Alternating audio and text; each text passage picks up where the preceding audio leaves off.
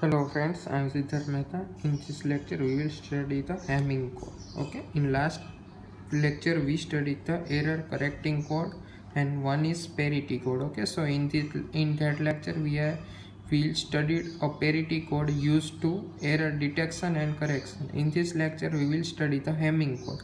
Hamming code is also used for error detection and error correcting code. Okay, so Hamming code is used to find the error introduced in signal. Okay, to find the error introduced in signal when we are transmitting the signal from one computer to another computer. So Hamming code is also known as error correcting code. Okay, and in this method we will add parity bits in between the data bits. Okay, in this method we will add the parity bits but in between the data bits. એટલે આપણે જે લાસ્ટમાં પહેલી મેથડમાં ફર્સ્ટમાં add કરતા તેમ નહીં હોય, in between the data bits હશે. Okay, this is the 7-bit data code. This is the structure of 7-bit Hamming code. Here you can see that 7 blocks are available.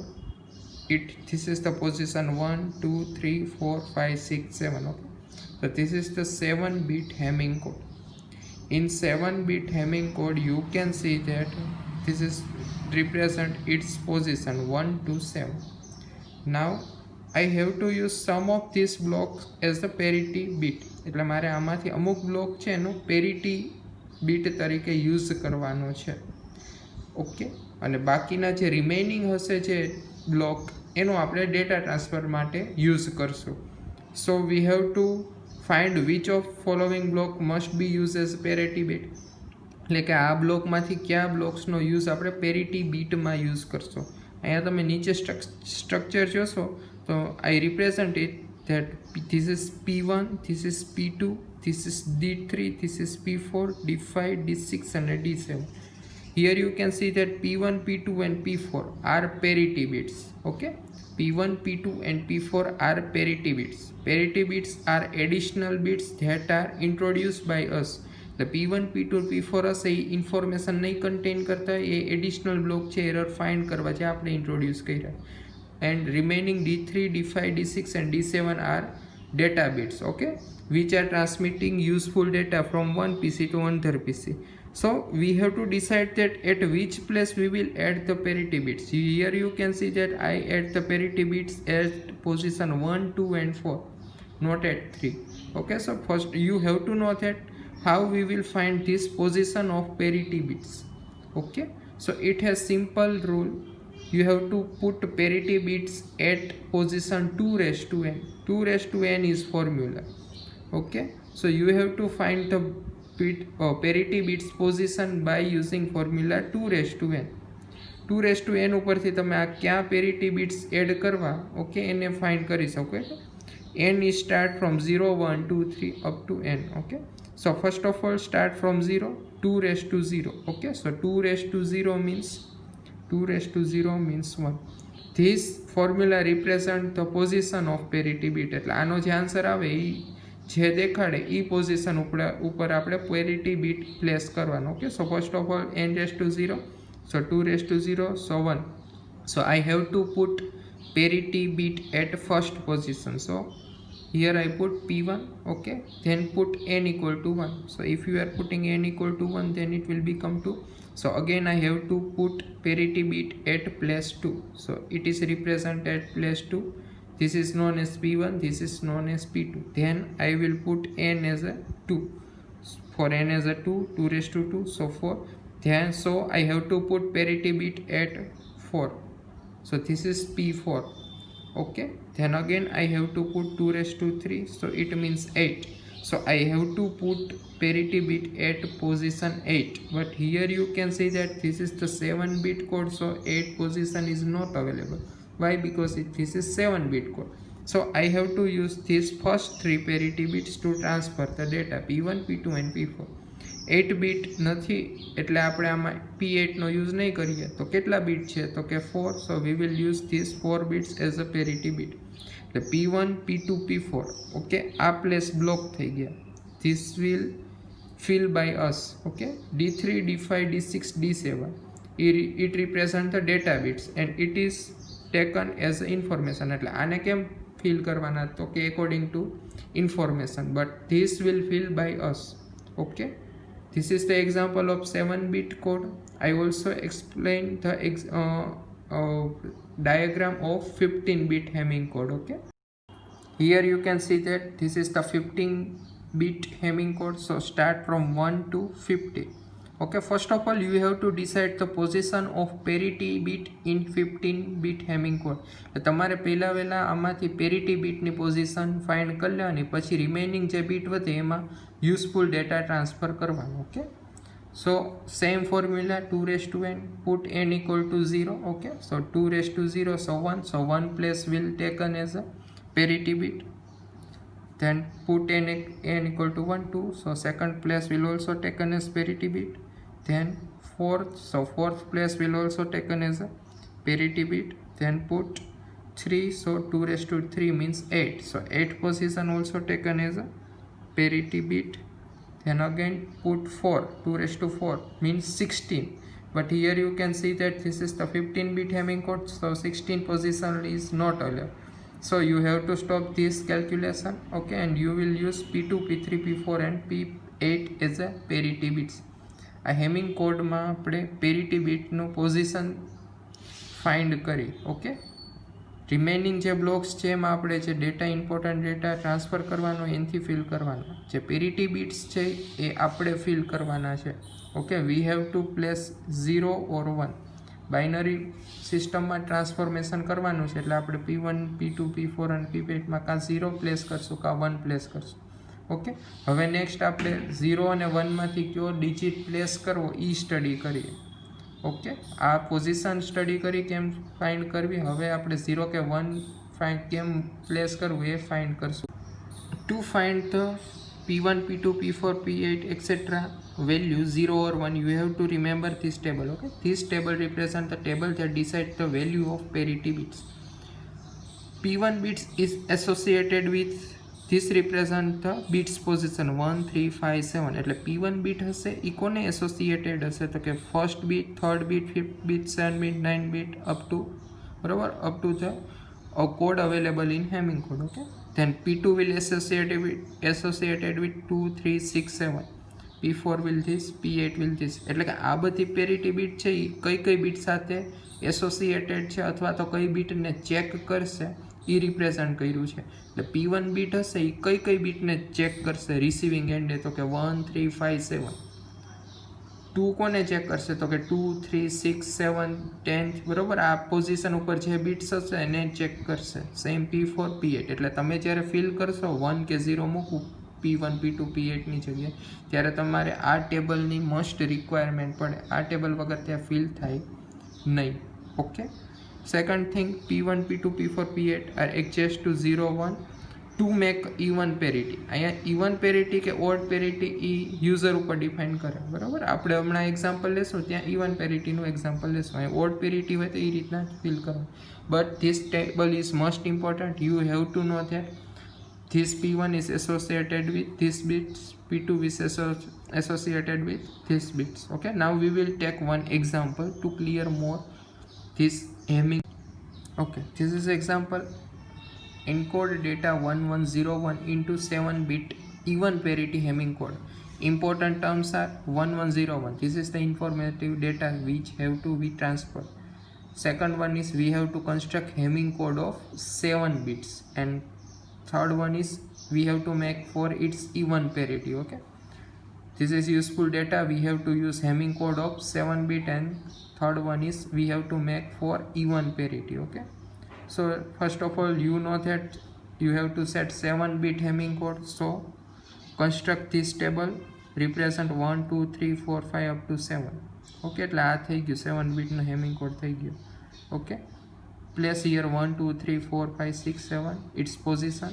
Okay, so no fault will occur. Then we have to find the parity bits. क्या position ઉપર parity bits place કરવાના? તો આપણે આગળ જોયું એમ place n equal to 0, 1, 2, 4. So you will get the position of parity bit P1, P2, P4. So put P1, P2, P4. Okay, red sign. So it will fill by us. એટલે P1 P2 P4 last છે P8 P8 નથી એટલે P1 P2 P4 place કરી દો અહીંયા red sign represent કરી છે. એનો મિનિંગ એવો થાય કે આ આપણે ફિલ કરવાના છે 0 અથવા 1 થી. રિમેનિંગ જે વધ્યા બરોબર બ્લોક એને ક્યાં કહેવાય? Data block. તો આ ડેટા બ્લોકમાં શું પ્લેસ કરશું? તો કે જે ઇન્ફોર્મેશન ટ્રાન્સફર કરવાની છે એ. અહીંયા શું ઇન્ફોર્મેશન છે? 1101. સો અહીંયા 110. ઓકે 1101. તો અહીંયા 1101.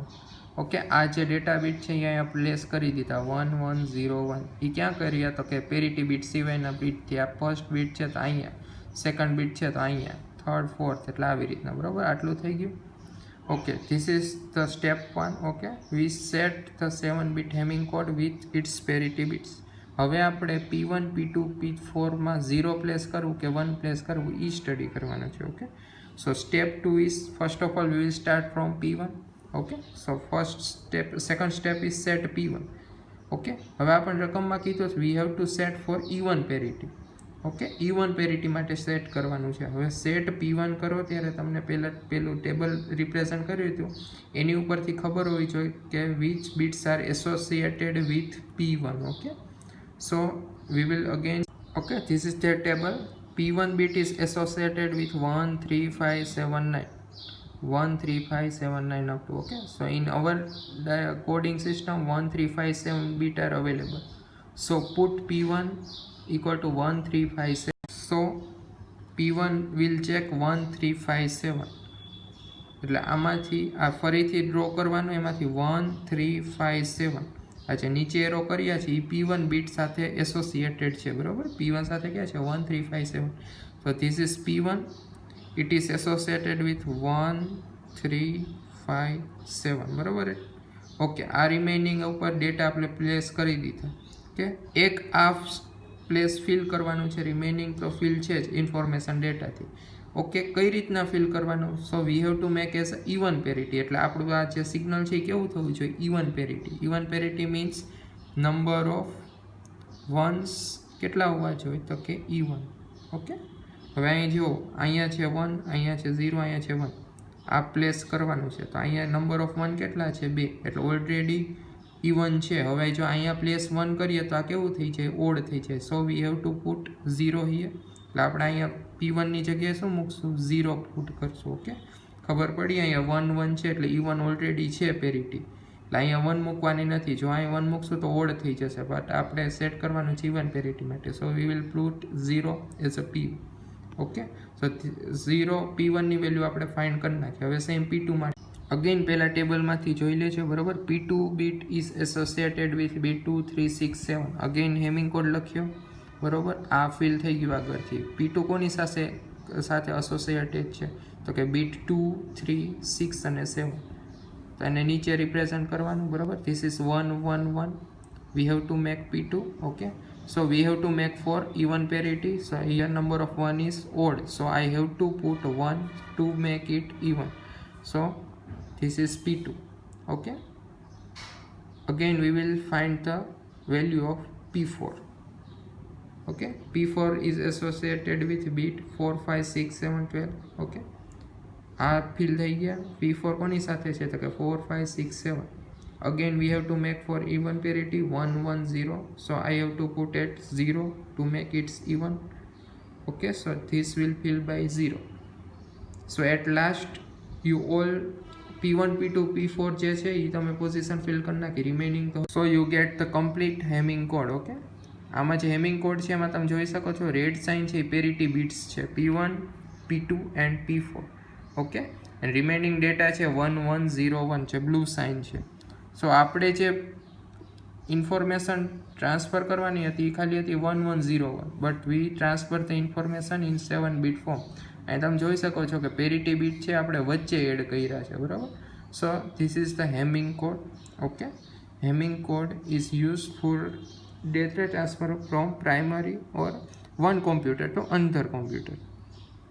In next lecture we will study how to detect error in Hamming code. Okay next લેક્ચરમાં આપણે સ્ટડી કરશું. લેટ્સ સે રિસીવર એ સાઈડ આ જોવે બરાબર. લેટ્સ સે ક્યાંક એરરના કારણે એક બીટ ચેન્જ થઈ ગઈ તો એ એરરને ડિટેક્ટ કેમ કરાય using Hamming code. Okay Hello friends, I am Siddharth Mehta. In this lecture, we will study how the detection of error occurs in Hamming code. Okay. In last lecture, we studied how to construct the Hamming code, and in this lecture, we will study how to detect and correct that error occurs in Hamming code. Okay. Let's say these are the parity codes P1, P2, P4. Okay. Parity group for even parity. Okay. We construct this group for even parity. It is dependent on user, but I am continued last example. So in that example we taken for even parity. So we will find P1, P2, P4 for even parity, because we do that example with even parity. Then construct error word. Okay, this is the new thing. You have to construct one error word. This error word contains 3 bit. This represent P1, P2, P3. This is error word for 7-bit Hamming code. Okay, so put P1 here, P2 here, P3. Okay, this is the diagram for error word for 7-bit Hamming code. You have to construct error word of 3 bit P1, P2 and P3. 7-bit hamming code કરતા હશો બરોબર તમે જ્યારે ત્યારે એમાં error word હશે હંમેશા 3 બીટનો હશે P1, P2 અને P3. Now you have to put again 0, 1, 0, 1. Okay, depending on our verification. Again તમારામાં 0, 1 પ્લેસ કરવાનું છે P1, P2 અને P3. એ કઈ રીતના કરવાનું છે? So I explain here step. Okay, P1 equal to 0. Okay, put P1 equal to 0 if in step 1 its group has even parity. Which is step 1? This is step 1. Okay, if put P1 equal to 0 if in step 1 its group has even parity. એનો meaning એવો થાય કે આપણે P1 બરોબર P1 નું group આપણે આગળ construct કર્યું હતું. P1 સાથે જેટલી બીટ એસોસિએટેડ હતી એ જો ઇવન પેરિટી કરે તો અહીંયા શું પ્લેસ કરવાનું 0. બટ P1 નું તમે જ્યારે ગ્રુપ કરો ચેક બરોબર P1 અને P1 સાથે એસોસિએટેડ બિટ્સ જો તેની પેરિટી ઓડ થતી હોય then you have to put as a 1. સેમ P2 માટે કરવાનું, P3 માટે કરવાનું. આગળ એક્ઝામ્પલ જોઈએ એટલે વધારે ક્લિયર થાય. But you have two remember this error word format. Okay, you have to put just simply 3 bits, put P1, P2, P3.